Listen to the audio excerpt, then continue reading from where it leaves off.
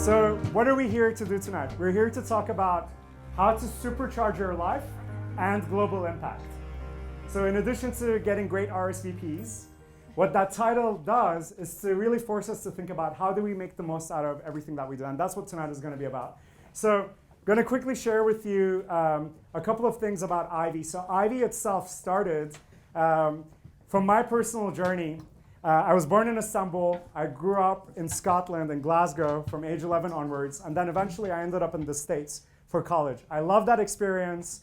Afterwards, I lived in London for a few years doing finance, really getting to learn what the real world is like. And then afterwards, I got this incredible privilege to go to business school, to go back to that collegiate environment, which I love so much as an undergrad. The only difference was that now, as an adult, I had some perspective on what life is like when you graduate and when you come back. And I have a few of my classmates over here.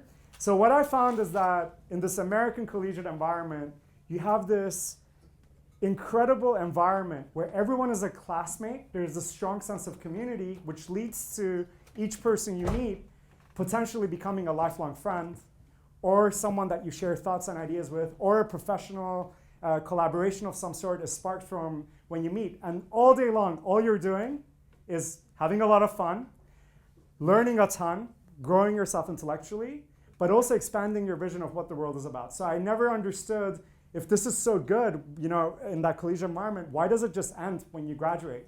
That never made any sense to me. And going back to business school really clarified for me that this is something that should be lifelong and global.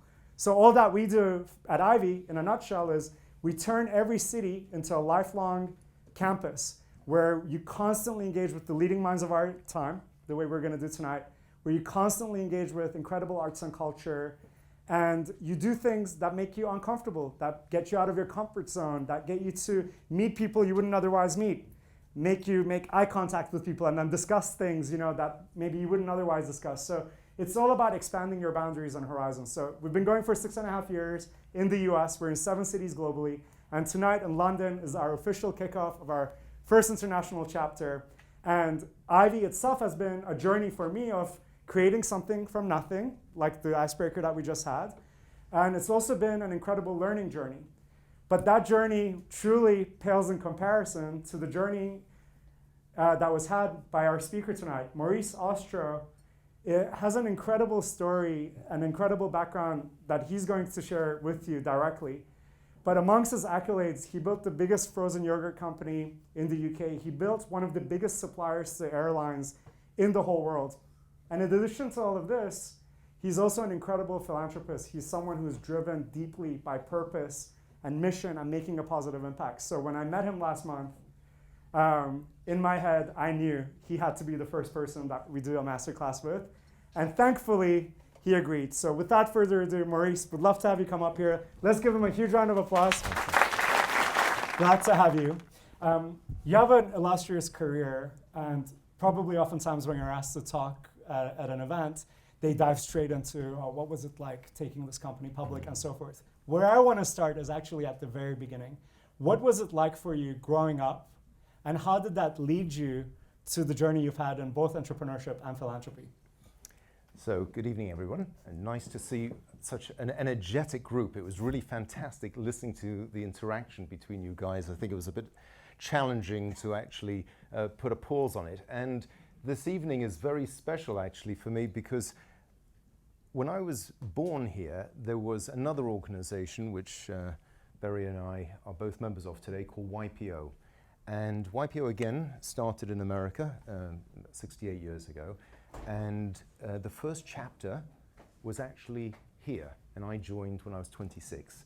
And today, I just was talking to a chap who's looking at joining. We're 27,000 of us around the world, and between us have 23 million employees and turn over $9 trillion. So after America and China would be the third largest economy in the world. So potentially very impactful if we get our act together and do good stuff, which we're trying to do. And through a friend of mine in this thing called Forum, I was introduced to Barry. We're trying to get YPOs like myself to help the next generation of entrepreneurs not just be more successful, I think that's really lovely if you can, but also to embed purpose, mission into the very DNA of organizations when they start. And to Barry's question, the reason this has always been really important for me is because, and I was just explaining, I'm actually from Poland originally, and my father was a Holocaust survivor. And he jumped off the train going to Treblinka, which some of you might know, it's a death camp in Poland. And sadly, my grandparents and his brother didn't survive. He jumped off the train in the middle of the night, a real leap of faith, because he had to avoid the sharpshooters which the Nazis had on top of the trains for escapees. And he was then caught. He went to a camp, and I'm talking about slave labor camps. He had to bribe his way to not be sent to an extermination camp like my aunt and cousins all went to Auschwitz. They were murdered right away, but he escaped. And he escaped from the camp as well.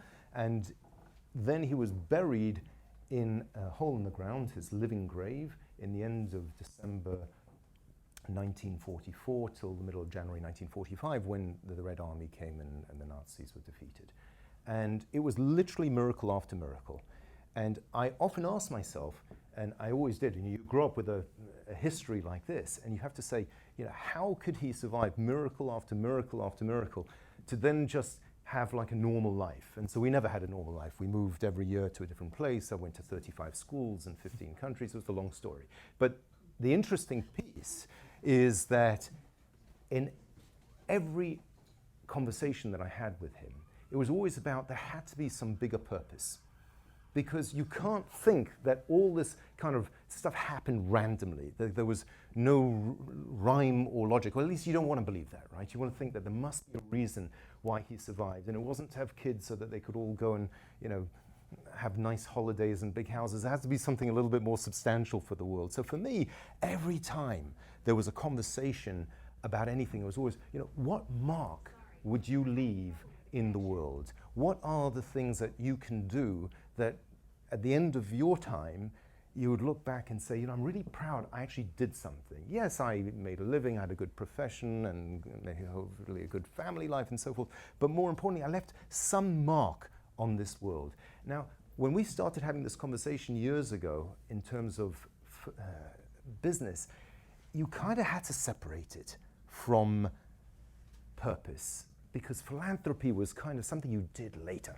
You had to make money, you had to do everything you can to be successful, and if you were successful, then later you'd come back and you would do what you can. And in fact, you look at the robber barons in America, the JP Morgans and the Rockefellers and so forth, they weren't really nice guys. I mean, they did really, really terrible things. But at the end, they built libraries and hospitals, and that was their payback. Today, that doesn't work, because you've got social media. If you go and you run a railroad through people's land and get them evicted, that'll be all over the place in no time, and your business is toast. So this kind of idea, which might have worked years ago, and I'm not denying that that was the prevalent thought, no longer works. Today, it's about purpose, and I hope there's a very long way to answer, but that's why it connects with my own personal background. I love that. And when you talk about making an impact, having a purpose, finding meaning in things, the way that the world is structured, it's this risk-return equation is something that's inescapable. So the bigger the impact you want to make, the more chances you need to take, the bigger possibilities for failure and getting it wrong. So even the subtitle of this event was from a lifetime of entrepreneurship more broadly for people who want to make a big impact, not follow a traditional path, but actually do something that other people wouldn't dare do, or that's too audacious. It's very, very difficult. So what I'd love to ask you next is, how did you specifically get into that entrepreneurial path yourself? And then after that, what do you think is we're going to go into different lessons you've learned, but the ultimate thing that enabled you to find success when you decided to pursue the tougher path to build something out of nothing? Well, like most people, I think, if they're honest, a lot of it is accidental. So I had a career path in mind, and it just didn't work out. So I was offered a fantastic job in New York at a great law firm, and I was in love with a girl here, and she was at a law firm here, and it was the middle of, in those days, even still today, I think it's 2 years you have to do like an apprenticeship. It's called articles.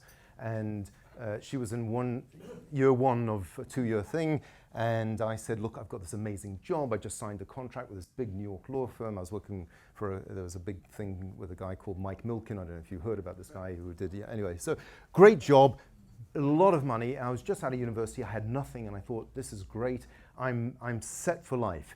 And we're going to live in New York. And she said, that's great. I'll see you when I'm finished. I said, but that's not for another year. And she says, yeah, I'll come and visit you in a year. I said, no, that's not going to work. So in the end, I had to tell my employers who I just signed a contract with, and it was a law firm, which is a rather awkward conversation. You know that contract I signed on Friday? And this was on Monday, because I came to see it for the weekend in London. And I really can't do it. And I explained why. And they said, of course, I'm legally obligated, but if your heart isn't there, we don't want you. I mean, we want you to be. So I ended up in London. I tried to get a job in a law firm, and here, today, this disparity doesn't exist. But it's now nearly 30 years ago, the difference between salaries in New York and here were astounding. So she was at the top law firm in London, and she was on, I think, a fifth or a sixth of what I was going to be paid in New York. So 500 to 600% differential. So I said, bugger that. I'm not going to come here on those kind of salaries. So I was forced to find an alternative. And I loved frozen yogurt. So every time I was going to America, and I thought, I know nobody in England has frozen yogurt. So every time I went to America, literally my whole agenda was skewed around where had the best frozen yogurt flavors. Still to this day, by the way, it doesn't change. I'm still doing it. So I was kind of forced in. I thought, well, what do I do? You got to do something that you love and that you believe in. And I came here and I looked around. I mean, it wasn't completely random. Like, I looked around to see if it was any frozen yogurt here, and there wasn't. And so I started this business, and it was a slog. I mean, I knew nothing. I'm a qualified lawyer without a sense of anything to do with food, never been in the food business, didn't know anybody in the food business. I just knew this product was fantastic. And I think, to me, it's all about that kind of determination where you come up with that idea. So I love what you just did there with everybody. If you have that passionate idea and you really believe in it, you have to just grasp it. Now, clearly, people have to weigh up, and I didn't kick in a job for no other reason. I had a very good impetus to be here. It'll be my 30th wedding anniversary in a couple of weeks. So, so it did work out well, at least on that front. I'm maybe not as wealthy as I would have been. By the way, Mike, who I know now, Mike Milken, is a multi-billionaire, and all the guys in that little team are multi-billionaires today. You can look them up on Forbes, everyone. And so when we have breakfast together, I look and puppy dog eyes, I could have done, but I wouldn't be married to the most wonderful woman. So that for me was my driver, and it also created a degree of resilience, because I couldn't, once you start, especially if you've got a degree of not just belief in it, but belief in yourself, you don't really want to give up. So there were many obstacles, including, as I say, years of just not making it and doing every single thing wrong because I didn't know. And but luckily got saved, and that was just a question of making sure that you have a degree of luck and sometimes grasping those opportunities. So I absolutely love that story. I also absolutely love frozen yogurt and ice cream and all things frozen and sugary. So one key ingredient you mentioned there when it comes to building something out of nothing, of course there's circumstances and luck, but finding something that you love, that you're really passionate about. So is that enough? If you love it enough, is it going to succeed? Or do you think there's something else as strong, as important as like that passion? So I mentioned that I joined this organization, it was now 28 years ago. And what I discovered is that you can get really into your own idea, so much so that that resilience, that willingness, that determination can sometimes be a little bit too strong. I've seen a lot of people who just keep going even though all the evidence tells them this is not a great idea. And okay, now sometimes that works. So in my case, I had 5-6 years of that, and eventually it lucked out. But you have to balance it. I think you have to listen to people. There has to be a degree with your determination and maybe even a little bit of arrogance, because you need that as an entrepreneur, because otherwise you don't really have the resilience. You also have to have a degree of humility, because when people are telling you this idea of yours, it's crap, you know, you're not going to get anywhere with it. You've got to, okay, don't get put off by the emotion. The underlying message is what's key. Dig in to what they're saying. Why? Is there a legitimate, logical reason that you are going in the wrong direction? And that takes a degree of humility, because sometimes you think, you know, you just, this guy, this lady, she just doesn't understand. She just doesn't get it, but I know I'm right. Well, sometimes that's true, but if you can embed, if you can take in some of those messages, some of those people who are giving you, you dismiss 90% of it or more, but listen to that, because some of that will help you to succeed. And a lot of it is pivoting. So I started a frozen yogurt company, and I was pushing, and eventually we won a big contract. That was British Airways, actually, and it was, you know, brilliant, because summer in London is not necessarily what you want to build your business on. Well, certainly not in my field, right? Not an ice cream or frozen yogurt. And, you know, we would sit there year after year, and you'd see the crap summers, and you think, oh, not again, not again. And eventually I clicked, reading an article, that somebody actually did them on an airline. I thought, airline? Awesome, because one thing you know, firstly, it's 30,000 feet up, so the weather doesn't really matter. Secondly, it doesn't matter what they feel like, because your choice is, would you like it or not? There is no, you're going to choose this. So that's great, because if you're going to be given it and it's free, okay, I know today this doesn't resonate very well, but years ago, one used to get free food on planes. And if you get that and you have it and you like it, then maybe when you go home, you'll eat it. So I said, oh, great. I've got the solution, right? All these years of struggle, and all I had to do was think of a place where there's always going to be somebody, and they don't even have to pay for it. It's all like in there. And so I tried, and of course it didn't work so easily. It took years. In fact, British Airways said I was the most, I'm trying to think of a polite word to use, well, let's say persistent person that they've ever come across. Because I just didn't give up. And they said, look, we don't have freezers on the planes. I said, oh yeah, that's not a problem. And they said, well, what's your solution? I said, oh, I'll think of something. And I came back. I actually did think of something. I actually invented a box which didn't need refrigeration. It's been patented around the world. And we won loads of awards, Millennial Design Award, this, that, the other, loads of stuff. And I did an award even with BA. And so we did it together. And then immediately they signed, and 10 million people a year were starting to eat, just on that one contract. And we had quite a few. So I thought, great. Airlines. So you need the break, but you need the humility to know when you're going in the right direction. When people were telling me, Maurice, you keep going down this road, you're toast. And at least I had a modicum. It helps to have people around you who give you the advice, and whether it's Ivy or YPO or any other, there's loads of opportunities out there today which didn't exist years ago, where you can actually get feedback from people that you trust, and not just your friends and family, because your friends and family will always say, yeah, great idea, it's always brilliant. Nobody wants to pop your bubble, but you need people to give you reasoned and objective response. And I hope that from whatever your ideas that you were talking about earlier in your 1 minute, that if you can have it tested by people who are objective and know what you're talking about, I think it would be an amazing opportunity when you're listening to people's advice, how to create a business, how to understand the pitfalls and the opportunities.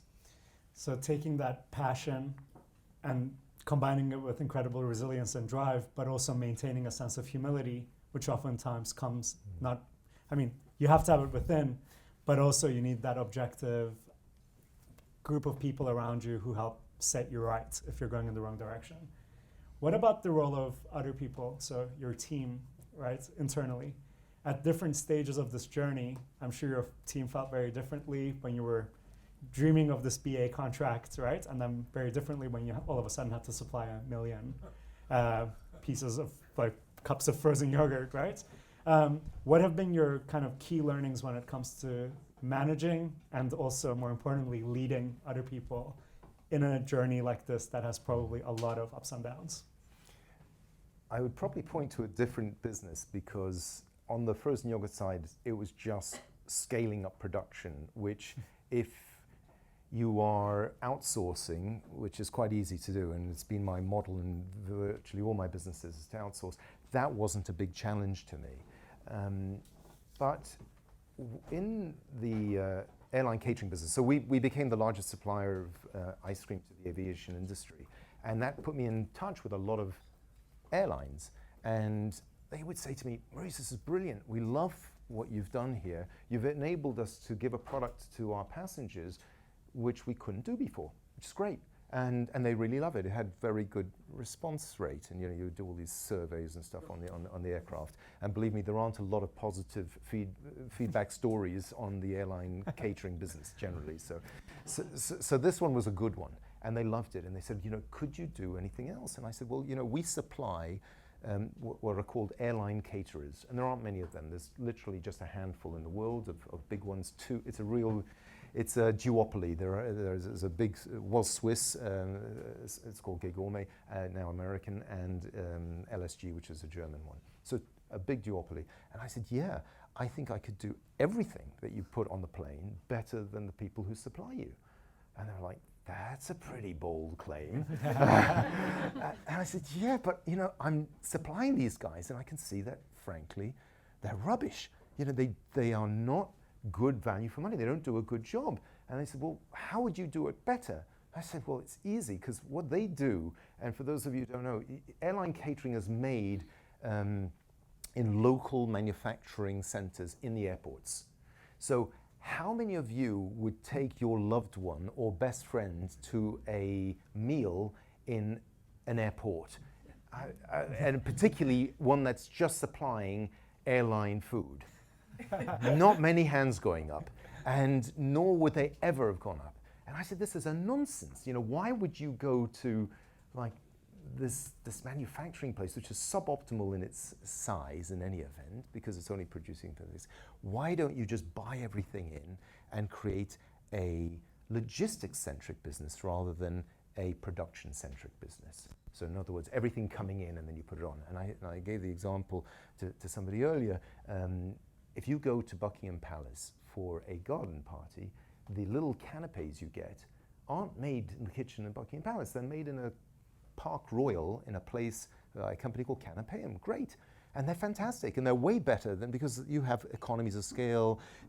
I can go, you'll understand all the rationale why it's a better product at the end. So a pret-a-manger sandwich versus something that's made in some kitchen. And we used to make a few million sandwiches a year, but no way on the scale that some of the bigger manufacturers. So the challenge that I had, which was more to the difficulty of coming up with against a duopoly, is when I started, LSG, which is the world's largest, so it's turning over 3 billion, and it was me and a few people in Heathrow. We bid for British Airways, which is the biggest contract. They said, yes, you can have the contract as long as you buy all of our kitchens.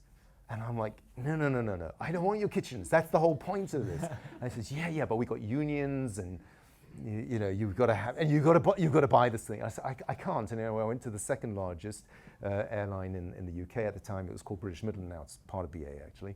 But and British Midland said yes. And when I started the business about 9 months later, the guys from LSG, Lufthansa Sky Catering, with 3 billion turnover, I think it was at the time, and 55,000 employees, and there I was, this little guy with a few things, had, selling ice cream, and they were killing themselves laughing. They were literally, there was a crowd outside our office when we started, and they said, oh, here's the Mr. Whoopie Man.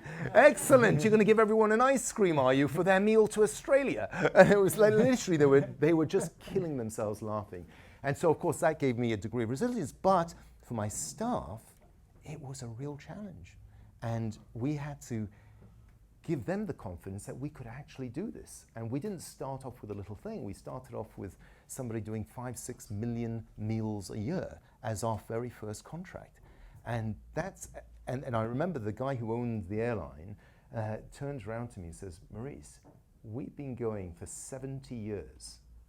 You are not going to fuck this up for me. And that was, and literally I was going to get no leeway whatsoever.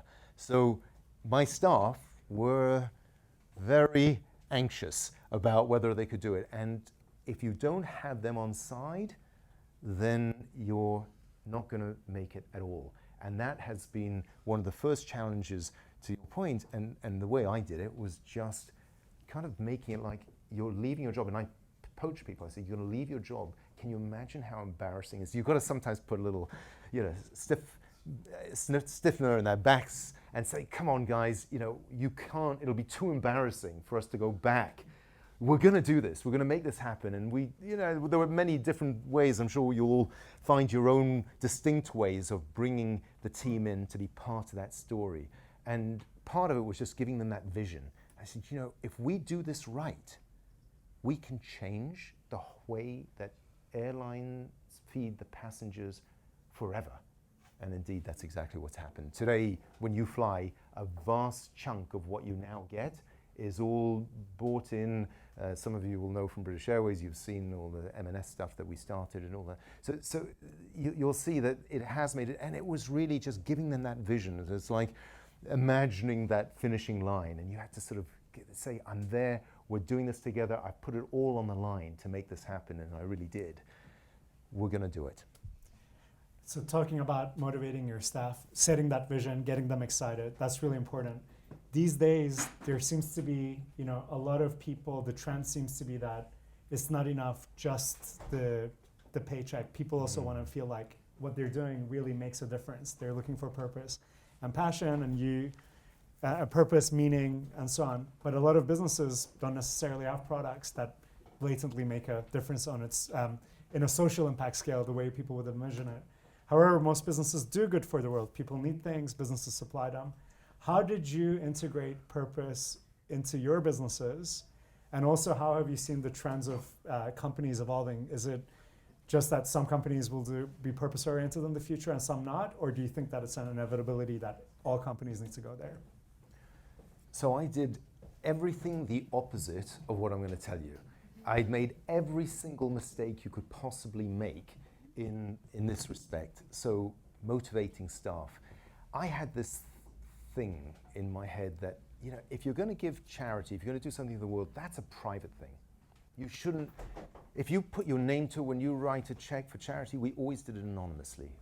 I thought that the worst thing you can do, because otherwise it's all about ego. It's not really about, you think you're helping this cause, but actually it's not about that. It's about your name and being on the side of a building. So we thought the right way was actually to keep it quiet. So when I started, every time I start a company, I put 10% aside for charity. So 10% of the shares go into a charitable trust or whatever it is.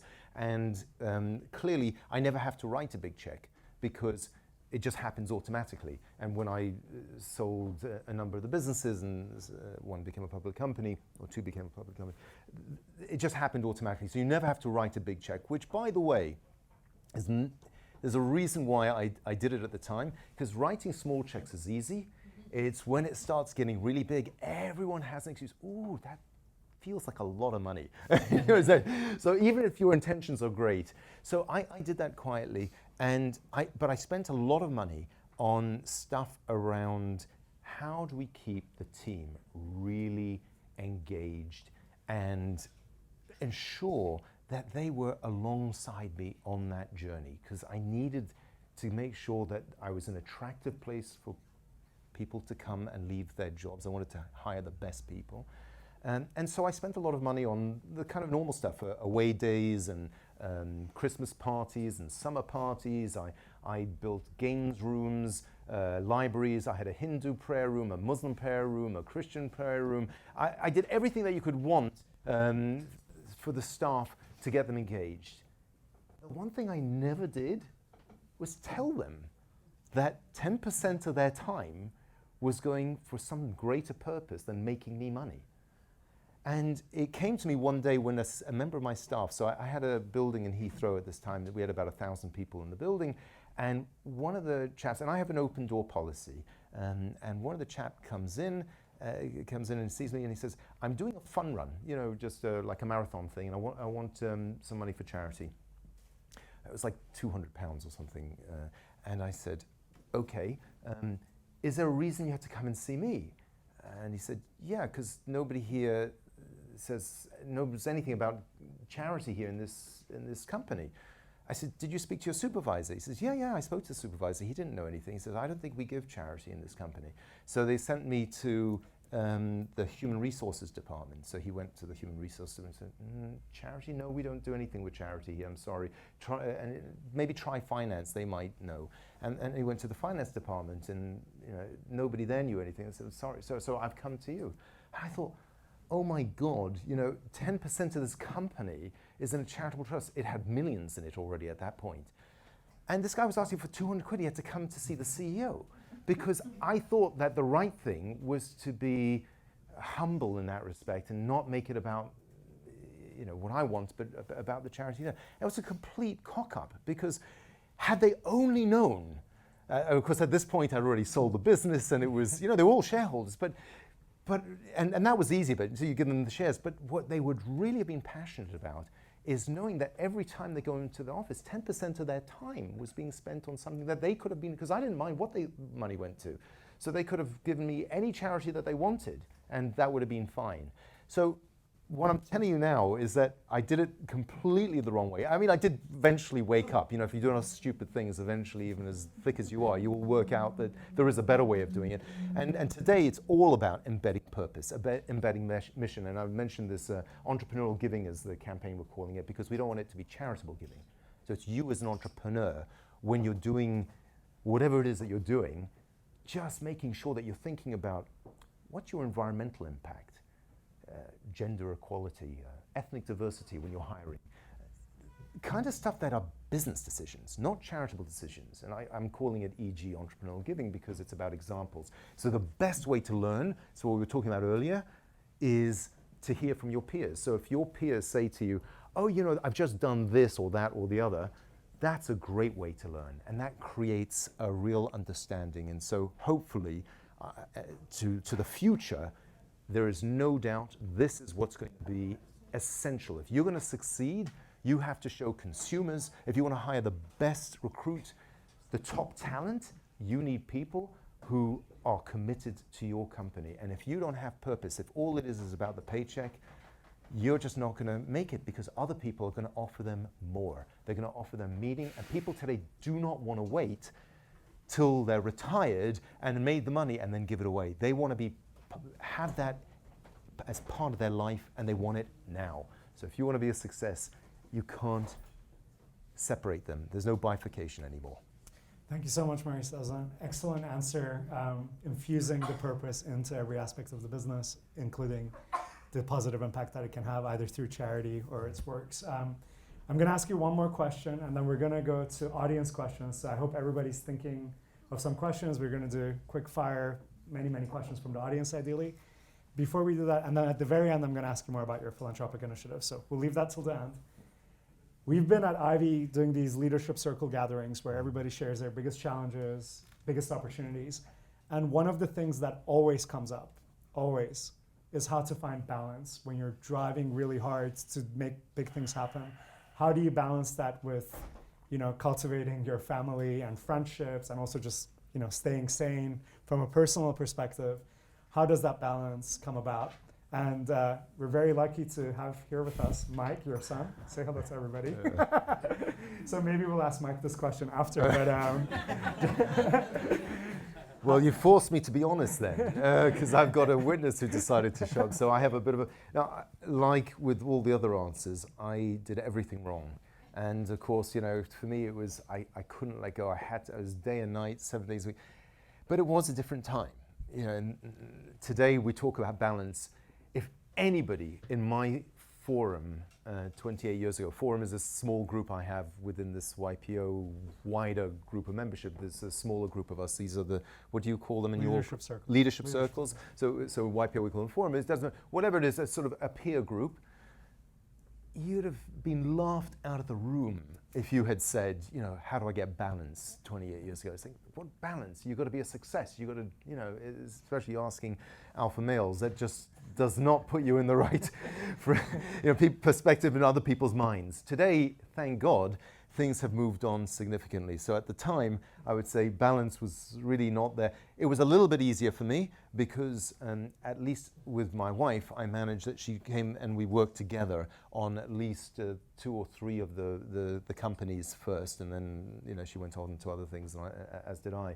But we did manage to keep at least that working. The kids, I'll leave my son to answer. If your thought about the business that you want to start doesn't have sufficient conviction that this is going to succeed, at least in the outset, don't do it, because you're going to get a lot of people throwing problems in. And today, by the way, it's even harder than it was years ago, because some of you will have brilliant ideas.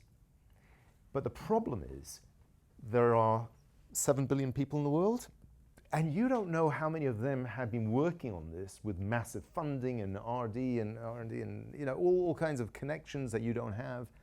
You just don't know until you're out there in the market. But to me, what matters is really, for all of you, is to be a success.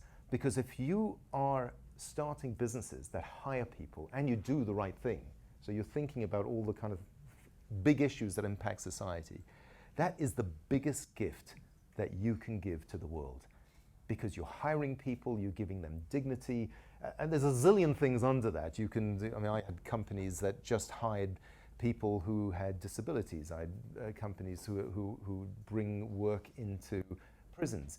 But you could think, like I mentioned, the Gemstone company that's doing that. You can use your business as a force for good, and that is the best gift that you can give to the world.